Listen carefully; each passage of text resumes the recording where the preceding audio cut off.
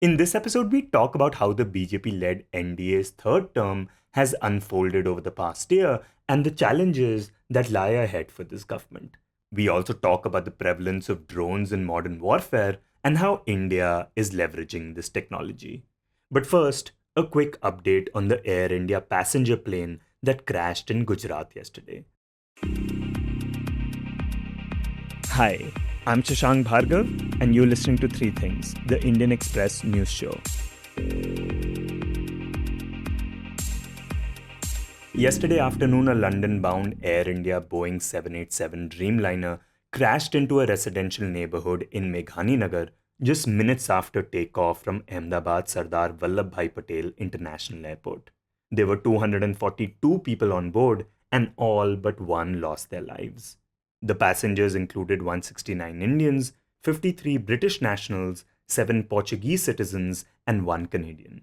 Among those who tragically passed away was also the former Gujarat Chief Minister Vijay Rupani. According to officials, the plane had issued a mayday call moments before losing contact with air traffic control.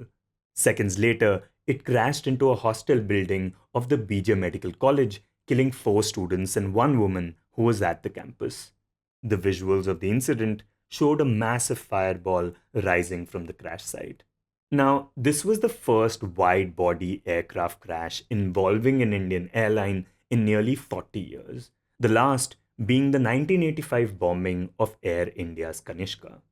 It was also the first crash globally involving a Boeing 787 Dreamliner. The aircraft, often described as a feat of modern aviation, uses advanced fly-by-wire systems, replacing traditional mechanical controls with digital ones that help pilots guide the aircraft with precision. Now, investigators from the Aircraft Accident Investigation Bureau are expected to take over. Once rescue operations conclude, the site will be cordoned off to preserve critical evidence, especially perishable material that may not last long. The team will also recover the plane's black boxes, the cockpit voice recorder, and flight data recorder for detailed analysis. The crash has sparked an outpouring of grief from leaders across the world. Prime Minister Narendra Modi said the tragedy had stunned and saddened the country. UK Prime Minister Keir Starmer called the images emerging from Ahmedabad devastating, while Canadian Prime Minister Mark Carney expressed his condolences, noting that 1 Canadian national was among the passengers. Meanwhile, the Tata Group, which owns Air India, has announced a 1 crore rupees compensation for the families of each victim. Now, this is a developing story and was recorded at 9 p.m. yesterday. For more details about the crash, you can check out our website, theindianexpress.com. And next, we talk about the BJP-led NDA government. Last June, when the BJP fell short of a majority in the 2024 Lok Sabha elections, there was a sense that the party's third term might be a bit rocky, especially since it wasn't really used to depending on alliance partners for key decisions. But 1 year on, that result is starting to look like just a minor bump. Because since then, the BJP has won 3 state elections, firmed up support from its allies, and left the opposition still searching for an effective response. So, to take a stock of where things stand and what challenges lie ahead for this government, we are now joined by veteran journalist and contributing editor to the Indian Express, Neerja Chowdhury. Neerja, I remember us talking after the Lok Sabha polls, and that time there was really this sense that this government will have to face considerable hurdles moving forward, but that hasn't been the case.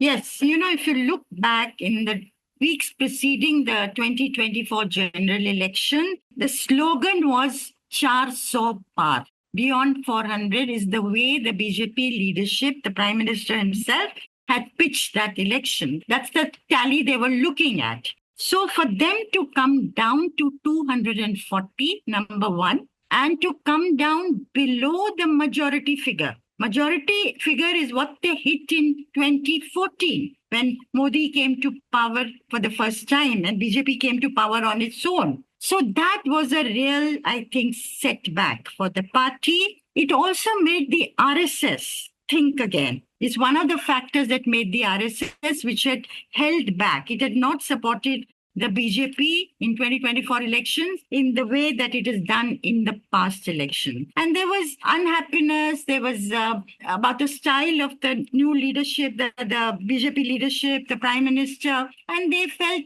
they were not consulted enough. There were various issues. So they held back, as a result of which the party's tally came down from 62 seats in Uttar Pradesh. Remember, it was 71 in 2014, from 62 to 33. And UP really, which was responsible for the party getting a majority in 2014 and then again in 2019, was responsible for bringing the party down to a below majority figure. And then the party had by compulsion to depend on allies. And people felt that it might become a bumpy road for Narendra Modi. Right, and when we talk about these allies, people like Chandrababu Naidu of the TDP and even Nitish Kumar of the JDU, they really haven't posed any hurdles for this government. And even when we talk about Bihar, for example, the party is set to fight the upcoming Bihar elections under Nitish Kumar. No, that's absolutely true. While people felt it might become a bumpy road, actually it's not become a bumpy road. Today, the Prime Minister has a greater grip of the government a year down into his third term than he did when he took over last year. And Chandrababu Naidu's 16 Lok Sabha MPs, Nitish Kumar's 12 Lok Sabha MPs, Chirag Paswan's LJP, 5 Lok Sabha MPs, and others that the government relies on are today batting for the government, batting for the Prime Minister on the right side of the BJP as never before. So they have handled their allies well, whatever they've done. Whatever they've done it right. So that is not where any problem is coming from. And as far as the problem from the RSS last year, as a result of which their tally went down, they seem to be on board again. So RSS today is not creating the kind of problem it did in the Lok Sabha election. Because in the assembly elections that followed, which is Haryana, which is Maharashtra, which is Delhi, they put their best foot forward and RSS cadre was out campaigning door to door. And I think that showed in the results also. So that is out of the way. Right, winning Haryana, Maharashtra and Delhi is a really big deal for the party. And the only setback in that sense has been Jharkhand and of course J&K, but even there in Jammu, they have gained seats. Yes, J&K also they did little better, and Jharkhand, of course, for different reasons that opposition won. And one was, of course, the sympathy for Shibu Soren and his leadership. That made a lot of difference. And Neerja, what's also really striking is that the BJP-led NDA still has a very good hold over the political narrative and over the narrative of nationalism. And we saw that happen after Operation Sindoor, where it really put the opposition on the back foot. Yeah, you're absolutely right. The reason I think is that despite the mistakes, despite the setbacks, despite, Pahalgam happening, and that was also not much has been talked about, the failure of intelligence, the failure of security, that probably will figure in Parliament when the monsoon session starts and all this will be discussed. But I think overall, it is that the BJP never gives up. They just keep trying. They don't sit back demoralized. Okay, there is a setback. You have to shift the narrative. You've got to shift gear. You've got to have a new narrative in place. You've got to get the opposition to come on board, batting with you, which they did in these 7 delegations, Sindoor delegations that went to 33 capitals. And they spoke with one voice. And that was huge feather in Prime Minister Modi's cap after the setback he'd had with his own extreme right wing within the RSS family and the BJP family questioning why the Prime Minister went in for a ceasefire. Why did the government, given the advantage that our armed forces had, why did we not take POK? Thinking that it was so easy to take POK, but that apart. As I was saying, the BJP doesn't sit back. So they immediately thought of these delegations and multi-party delegations, security experts. As I said, they went to world capitals, spoke with one voice. I don't know what the impact will be on the policies of the countries they visited. Whether it will make a difference or not, we don't know. That assessment will have to be made. But certainly back home, it was a powerful message that the Indian political class spoke in one voice, gave the government's point of view, India's point of view about how it saw the challenge of terror, particularly sponsored by Pakistan. So I think the Prime Minister re-seized the initiative after these delegations. But the short point is, yes, the BJP does not sit back at all. They will keep at it. And talking about this terror attack, one narrative that has always been dominant under this government has been the Hindu Muslim divide. And during the Pahalgam terror attack, what we saw was an attempt by the terror outfit in a way to exploit that. And in the face of that, the government then had to move away from that entirely. And we saw that when the government chose two women officers, one Hindu and one Muslim, to brief the media about Operation Sindoor. I mean, that is something we really haven't seen before, especially because, this is the government which doesn't have a single Muslim MP in the Lok Sabha. No, that is it. You see, obvious, when the terrorists killed men after finding out their religion and killed them in front of their wives, in front of their children, in front of their families, obviously one of the purposes, one of the objectives was that it might create a backlash in the rest of the country and lead to Hindu-Muslim violence. That did not happen, even though there has been, as I said, that relationship between the Hindus and Muslims in recent times have been fragile. But the Hindu-Muslims unity has held in the last weeks, despite all the provocations. And you had Muslim leaders who went abroad as part of these delegations. Asaduddin Owaisi of AIMIM, Salman Khurshid of the Congress, they spoke in very strong voices. They criticized Pakistan roundly. So I think a lot of very interesting things have come out of post-Pahalgam efforts. One, of course, is, that the opposition has acquired the halo of being nationalists also. It's not only no longer the BJP scorecard. Now, it remains to be seen how the opposition parties, opposition leaders play that game in the weeks to come. And will it lead to a new kind of narrative? That remains to be seen. And Neerja, it is now the second year of this government's third term. What challenges lie ahead for it now? Pakistan is not going to quieten. There's this simmering situation is going to continue. We have to be prepared for challenges that will come from across the border. Given that, will the Prime Minister now go for a different kind of politics, which builds on this Hindu-Muslim unity, being together, which builds on working with allies, as I've said, not as a compulsion, but as a strategy for 2029. A lot of question marks there. We don't have the answers to those questions as of now. The BJP has tended to rely on Hindu-Muslim polarization, on consolidating the Hindus behind the party in order to win elections. Will we see a change in that? Will we see a modification? It'll be very interesting to see how the Prime Minister handles that. Then, of course, there are the other, the Prime Minister has already shown that he would like to widen the base of the BJP further. He's gone in for a caste census. Now, there were a lot of reservations about the caste census in the BJP as well as in the RSS family. But he's taken that leap, he's taken that risk. Of course, Rahul Gandhi had been demanding it.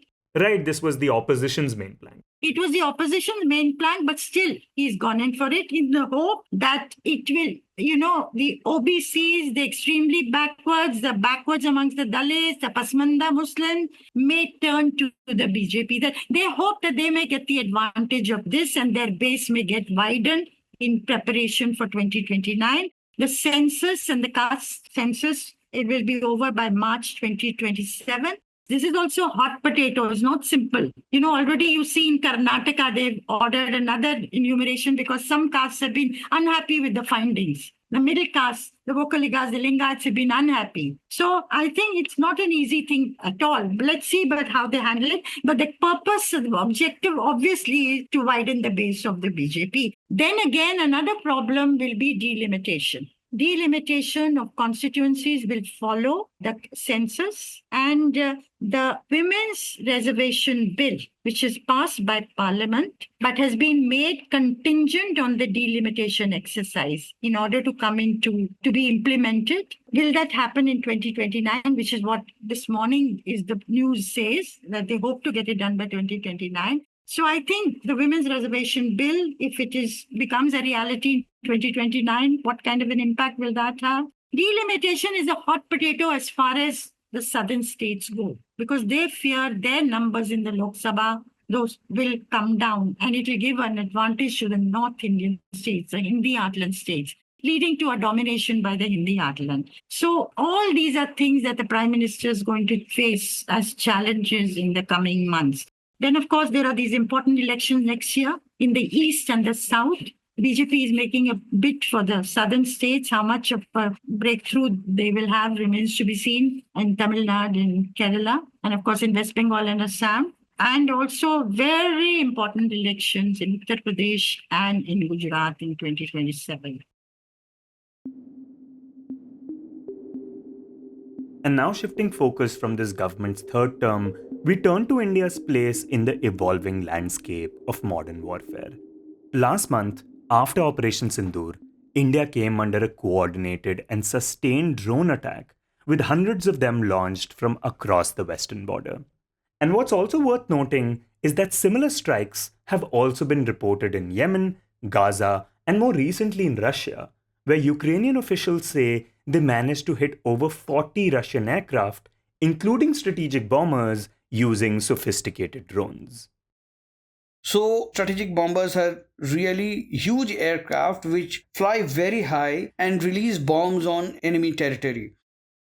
That's the Indian Express's Deeptiman Tiwary, who reported on this for the paper. They are the Cold War era aircraft and have been in operation for years. It will be very difficult for Russia to even replace them because they are out of production. So the Ukrainian drones basically destroyed 40 Russian aircraft, which is almost 1/3 of the Russian bomber fleet. It has inflicted losses of around $7 billion to Russia. So imagine 100 drones which cost $1,000 each have caused a loss of $7 billion to a nation which is militarily far superior to Ukraine. This was part of Ukraine's Operation Spider's Web, during which 100 to 150 drones were discreetly transported in trucks deep inside Russian territory. And these trucks went and parked near different 5 air bases. And from there, once they had been parked, the roof of the truck was opened remotely, and these drones were operated remotely. And these drones flew out from these trucks, went inside the air bases, and bombed the bombers and destroyed them. This has completely changed the dynamics of modern warfare. Now, going forward, countries, especially those that have relied on conventional military assets, will need to ensure they have modern capabilities to counter such attacks. To understand how prepared India is and how these attacks have reshaped modern warfare, my colleague Ichha Sharma speaks to Deeptiman in this segment. Deeptiman, during these recent attacks, we have seen, drone swarms being deployed by countries. So could you start by telling us what exactly is a drone swarm and why are they considered particularly dangerous? So basically, drone swarms is one of the ways in which drones are used in military. Now, what is a swarm? When we say swarm is like a swarm of bees, like a swarm of birds, okay, or a swarm of fish. And when we look at them, they fly in a very coordinated manner without colliding with each other. So swarm drones are basically, you release a number of drones, say between 20, 50, 100, even 200 drones at one time, at one go. And they basically fly in a very coordinated manner like the swarm of bees, birds, or fish. They communicate with each other via wireless networks. And they have the same objective. They share the objective. What is the objective? Is to attack the enemy. You release 200 drones at the same time. They all are carrying, say, 1 kg, 2 kg payload. There will be air defenses which will get overwhelmed. Radars will get overwhelmed. And even if you activate your defense systems and your defense systems start shooting down these drones, there are so many, that some of them will sneak through and sort of be successful in launching an attack on your airbase or on your tank or at a vital installation. That's how swarm drones are essentially used. And basically now what we are seeing is that drones are being integrated with artificial intelligence. Now AI-driven swarm drones will be even more lethal because they will be capable of making real-time decisions and they will be able to adapt tactics mid-mission. And it will be very, very difficult to guard against them. Right, and we understand that such attacks have been used recently in Ukraine, Yemen, and even during the India-Pakistan tensions. So, can you tell us how drone warfare has evolved globally over this past decade?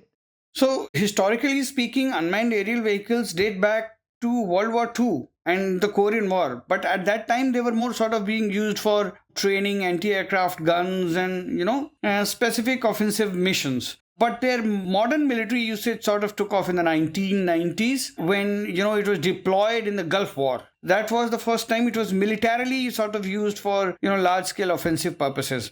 But to be frank, the drone warfare in true sense took shape through the 2020 Nagorno-Karabakh war between Azerbaijan and Armenia. What happened was that Azerbaijan used, Turkish Bayraktar and Israeli Harop drones in this war in swarms, and Armenian air defenses couldn't deal with them and they completely devastated Armenian defenses. And this decisively shifted the conflict's dynamics in favor of Azerbaijan. So that was the time when the world woke up to this new warfare where how much infantry you have, how many aircraft you have, how many missiles you have, how many tanks you have will be of no consequence. And this is something that we have seen more starkly in the ongoing Ukraine and Russia war. In fact, they have very smartly used DJI drones, what we know as racing drones. I mean, these are DJI drones are also used for shooting movies. They are easily available, commercially available drones. And you able to use even DJI drones to very lethal effect. They've used first-person view drones to target tanks,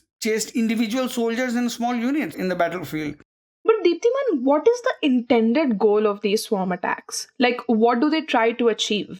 So, the intended goals are multiple. One, of course, is to mount an attack, is offensive. Two, but one of the most used purposes is basically surveillance. You constantly send drones or swarm drones so that they conduct surveillance or completely clog your radar system so that, something more lethal can, pass through.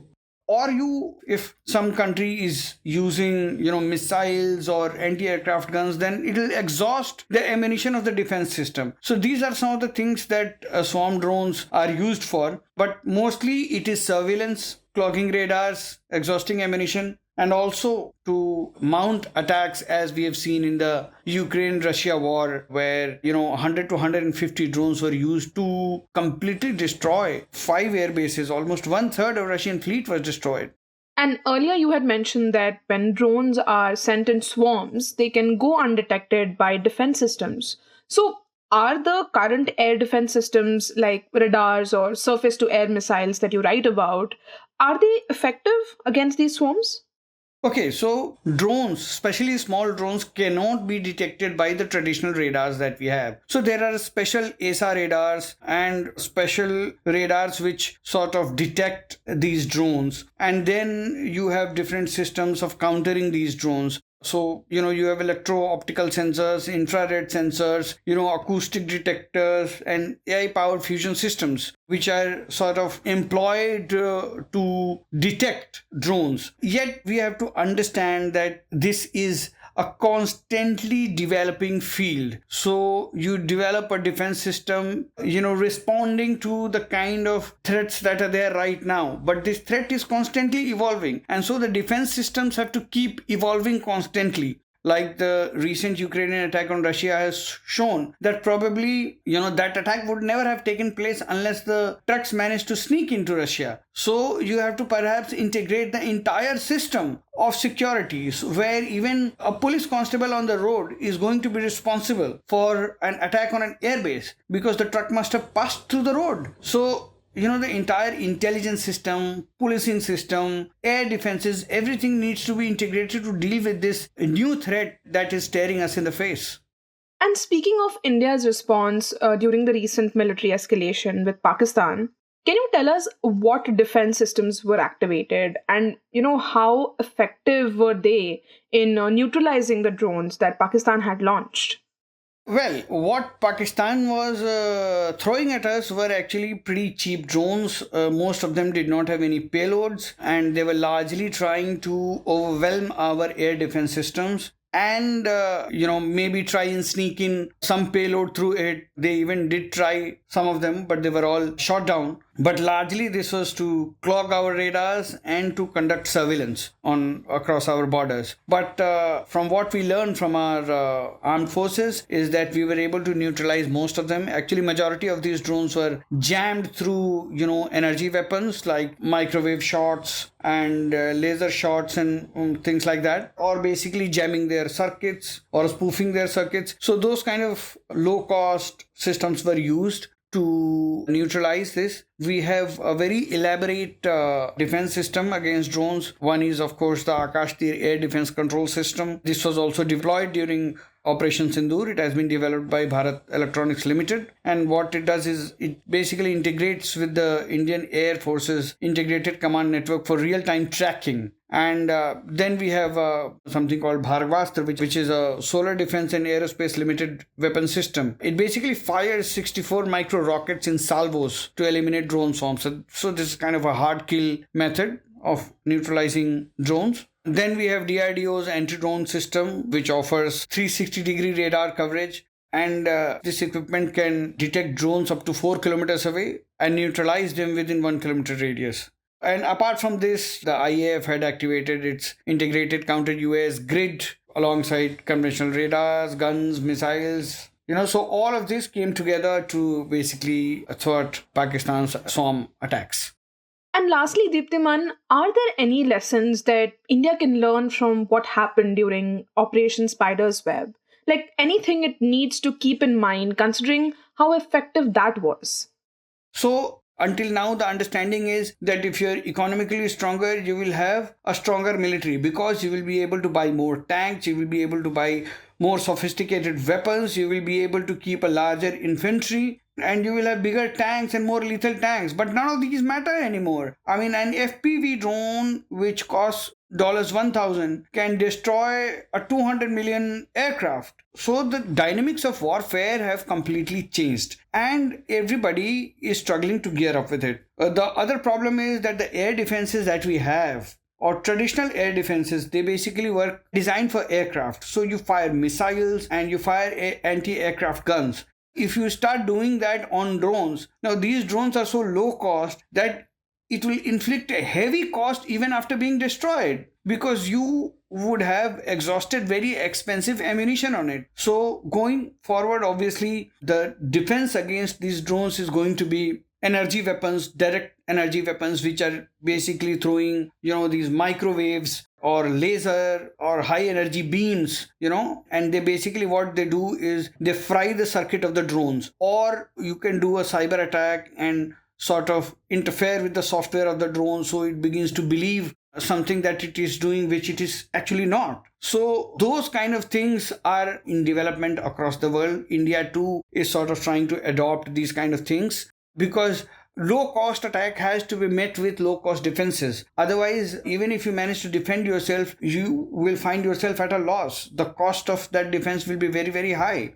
The recent Ukraine-Russia war, as I said earlier, has again underlined the importance of integrating all arms of defense. And this cannot be merely the responsibility of the Indian Army or the Air Force or say the DRDO making, some kind of equipment that can deal with drones. I mean, in Russia, the Ukrainian trucks traveled 4,000 kilometers inside. So somebody had to stop it. So one has to integrate policing, army, intelligence, defenses, air defenses. Everything has to come together, an integrated approach towards security. Only then, that is the lesson of sort of the new warfare which is being waged in the world. And all countries, including India, have to invest in offensive drones, because that's the next warfare, and have to constantly learn and reinvent their defenses. That is the only way forward as far as the new era of warfare is concerned. You were listening to Three Things by the Indian Express. Today's show was edited and mixed by Suresh Pawar and produced by Ichha, Sharma and me, Shashank Bhargava. If you like the show, then do subscribe to us wherever you get your podcasts. You can also recommend the show to someone you think will like it, share it with a friend or someone in your family. It's the best way for people to get to know about us. You can also tweet us at Express Audio and write to us at podcast@indianexpress.com.